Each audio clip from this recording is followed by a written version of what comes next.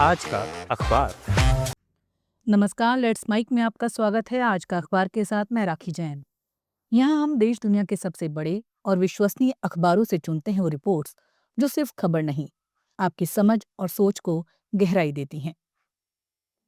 The New York times में प्रकाशित लेख विच सिटी बर्न्स नेक्स्ट दरअसल एक चेतावनी है, सिर्फ लॉस एंजलिस के लिए नहीं, बल्कि उन तमाम आधुनिक शहरों के लिए जो आज जलवायु संकट के दौर में खुद को आग के हवाले कर चुके हैं, लेकिन ये मानने को तैयार नहीं है कि असली समस्या जंगल नहीं, बल्कि खुद शहरों का ढांचा है। ये लेख कहता है कि पिछले साल जनवरी में लॉस एंजलिस में जो भयानक आग लगी, जिसमें 16,000 से ज्यादा इमारतें जल गईं, 31 लोगों की जान गई और पूरे पूरे मोहल्ले राख हो गए। वो कोई प्राकृतिक आपदा नहीं थी, बल्कि इंसानी लापरवाही, खराब शहरी योजना और बदलते मौसम का घातक मेल थी। आग भड़काने वाली घटनाएं मामूली थीं, कहीं अधजली आग, कहीं खराब बिजली लाइन, लेकिन असली तबाही इसलिए हुई क्योंकि शहर खुद को आग के लिए तैयार ईंधन बन चुका है। लेख जोर देकर कहता है कि हम जिसे अभी भी जंगल की आग कहते हैं, वो असल में शहरी आग बन चुकी है। आज की बड़ी तबाहियां जंगल से नहीं, शहरों के भीतर और उनके किनारे से शुरू होती है, जहां मकान, लकड़ी, सजावटी पौधे, तंग गलियां और तेज हवाएं मिलकर आग को बेकाबू रफ्तार दे देती हैं। वैज्ञानिक इसे अर्बन फायरस्टॉर्म कहते हैं। वैसी ही आग जैसी कभी पुराने जमाने में शिकागो और सैन फ्रांसिस्को जैसे शहरों को निगल गई थी। लेख का केंद्रीय तर्क ये है कि हम आग से लड़ने की रणनीति ही गलत जगह पर लगा रहे हैं। हम जंगल साफ करने की बात करते हैं, लेकिन शहरों को आग रोधी बनाने से कतराते हैं। असली समाधान घरों के डिजाइन बदलने, लकड़ी की जगह आग रोधी सामग्री इस्तेमाल करने, घरों के आसपास के इलाकों को कम ज्वलनशील बनाने, गलियों और कॉलोनियों की योजना दोबारा सोचने और पूरे समुदाय को एक साथ नियम मानने के लिए तैयार करने में है। ये तकनीकी नहीं, बल्कि राजनीतिक और सामाजिक लड़ाई है, क्योंकि लोग अपने घरों, पेड़ों और जीवन शैली में बदलाव को स्वीकार नहीं करना चाहते। लेख ये भी दिखाता है कि नियम बने भी तो उन पर अमल नहीं हो रहा। कैलिफोर्निया की जोन जीरो जैसी योजनाएं सालों से टल रही हैं। अमीर और सुरक्षित समझे जाने वाले इलाके जैसे ब्रेंटवुड बदलाव का सबसे ज्यादा विरोध कर रहे हैं, जबकि वही इलाके असली आग की सबसे बड़ी चपेट में आ सकते हैं। आखिर में लेख बेहद सख्त सवाल छोड़ता है, अगला शहर कौन सा जलेगा? और ये भी कि जब तक हम ये नहीं मानेंगे कि आधुनिक शहर खुद आग की फैक्ट्री बन चुके हैं, तब तक हर साल किसी नए शहर के जलने की खबर आपदा नहीं, बल्कि हमारी नाकामी का सबूत होगी। अगर शहरों का निर्माण, सोच और नीति नहीं बदली, तो आग अब अपवाद नहीं रहेगी, वो नई सामान्य नीति बन जाएगी। Let's mic. आज का अखबार। द गार्जियन में प्रकाशित संपादकीय the Guardian view on Zohran Mamdani's task a high stakes test case of progressive ambition दरअसल न्यूयॉर्क की नई राजनीति और दुनिया भर के प्रगतिशील आंदोलनों के भविष्य पर लिखा गया एक बड़ा संदेश है। ये संपादकीय कहता है कि न्यूयॉर्क के नए मेयर जोहरान ममदानी सिर्फ एक शहर के नेता नहीं हैं, बल्कि वो आज की वैश्विक प्रगतिशील राजनीति की एक बड़ी परीक्षा बन गए हैं। मुस्लिम, साउथ एशियन, अफ्रीका में जन्मे और पिछले 100 वर्षों के सबसे युवा मेयर, इन तमाम ऐतिहासिक पहचानों के साथ ममदानी ऐसे समय में सत्ता में आए हैं जब आम लोग महंगाई, घरों के किराए और रोजमर्रा के खर्च से बुरी तरह जूझ रहे हैं। लेख बताता है कि ममदानी का पूरा चुनावी एजेंडा इसी एक सवाल पर टिका था, न्यूयॉर्क को रहने लायक और किफायती कैसे बनाया जाए। इसके लिए वो मुफ्त सार्वभौमिक चाइल्ड केयर, सस्ते घरों की बड़े पैमाने पर उपलब्धता और रोजमर्रा की जिंदगी के खर्च घटाने की बात करते हैं। पैसे के इंतजाम के लिए वो अमीरों और बड़ी कंपनियों पर टैक्स बढ़ाने से पीछे नहीं हटना चाहते।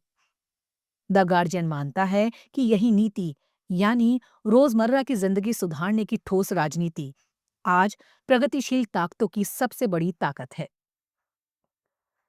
संपादकीय ये भी समझाता है कि ममदानी की जीत सिर्फ न्यूयॉर्क की कहानी नहीं है। अमेरिका के कई राज्यों और यूरोप के देशों में भी वही पार्टियां आगे बढ़ी हैं जिन्होंने आम लोगों की जिंदगी को बेहतर बनाने का एजेंडा सामने रखा। ये उस दक्षिणपंथी लोक लुभावन राजनीति का जवाब बन सकता है जो नारों के सहारे कामगारों को अपनी ओर खींचती रही है, लेकिन असल फायदा अमीरों को ही पहुंचाती है, जैसा कि डोनाल्ड ट्रंप के दौर में दिखा। हालांकि राह आसान नहीं होगी। ट्रंप की संघीय सरकार से टकराव, अमीरों पर टैक्स बढ़ाने का विरोध और राज्य की गवर्नर से मतभेद, ये सब ममदानी की परीक्षा लेंगे। लेकिन द गार्जियन का निष्कर्ष साफ है। अगर ममदानी न्यूयॉर्क जैसे पूंजी के गढ़ में एक ऐसा शहर बना पाए जो बैकर्स के साथ साथ मजदूरों, नर्सों, दुकानों में काम करने वालों के लिए भी जीने लायक हो, तो ये पूरी दुनिया की वामपंथी राजनीति के लिए एक नई दिशा खोल देगा। मतलब साफ है, जौहरान ममदानी का प्रयोग सिर्फ न्यूयॉर्क का नहीं, बल्कि इस दौर की प्रगतिशील राजनीति का इम्तिहान है और इसके दांव बहुत ऊंचे हैं।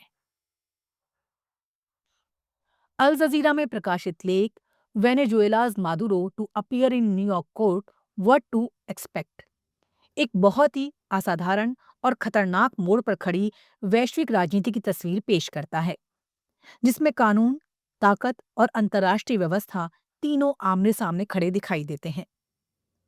ये लेख बताता है कि वेनेजुएला के राष्ट्रपति निकोलस मादुरो को एक अमेरिकी विशेष बलों ने कराकास से जबरन पकड़कर न्यूयॉर्क लाया है और अब उन पर अमेरिकी अदालत में नार्को टेररिज्म, कोकीन तस्करी और हथियार रखने जैसे बेहद गंभीर आरोपों पर मुकदमा चलाया जाएगा। लेख के मुताबिक ये सिर्फ एक आपराधिक मामला नहीं है, बल्कि अंतर्राष्ट्रीय राजनीति और संप्रभुता की नींव को चुनौती देने वाला कदम है। कई कानूनी विशेषज्ञ इसे खुली अंतर्राष्ट्रीय अवैध कार्रवाई और संयुक्त राष्ट्र चार्टर का उल्लंघन बता रहे हैं। अल जजीरा समझाता है कि अमेरिका मादुरो पर ड्रग नेटवर्क से रिश्तों का आरोप लगा रहा है, लेकिन संयुक्त राष्ट्र और अन्य रिपोर्ट कहती हैं कि वेनेजुएला वैश्विक कोकीन तस्करी का कोई बड़ा केंद्र नहीं है। असल मुद्दा विशेषज्ञों के अनुसार वेनेजुएला का विशाल तेल भंडार है। लेख में साफ कहा गया है, ये पूरा मामला मादुरो से ज्यादा वेनेजुएला पर नियंत्रण की जियोपॉलिटिकल लड़ाई से जुड़ा हुआ है।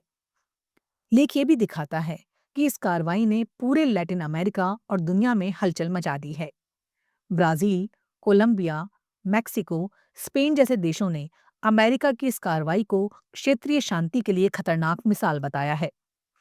वहीं ट्रंप प्रशासन खुले तौर पर कह रहा है कि अमेरिका वेनेजुएला की सत्ता की दिशा तय करेगा और जरूरत पड़ी तो दोबारा सैन्य कार्रवाई करेगा। कुल मिलाकर अल जजीरा का ये लेख कहना चाहता है कि मादुरो की अदालत में पेशी सिर्फ एक कानूनी घटना नहीं है, बल्कि ये आने वाले समय में तय करेगी कि दुनिया में ताकत का कानून चलेगा या कानून की ताकत। और इस टकराव की कीमत सिर्फ वेनेजुएला ही नहीं, पूरी अंतर्राष्ट्रीय व्यवस्था चुकाएगी। आज का अखबार में फिलहाल इतना ही। देखते रहिए, सुनते रहिए लेट्स माइक। नमस्कार। आप सुन रहे थे let's mike more than radio. Follow कीजिए हमें हमारे सोशल मीडिया प्लेटफॉर्म्स पर। It's time for news. It's time for more than radio. Presenting the first radio news app, Let's Mic. Let's Mic, a news-based app on your phone where you get to watch and listen news, talk shows, interviews, radio show podcasts. On Let's Mic, you get all relevant information of TV, print, radio, podcast, and digital. Let's Mic talks about every segment of life.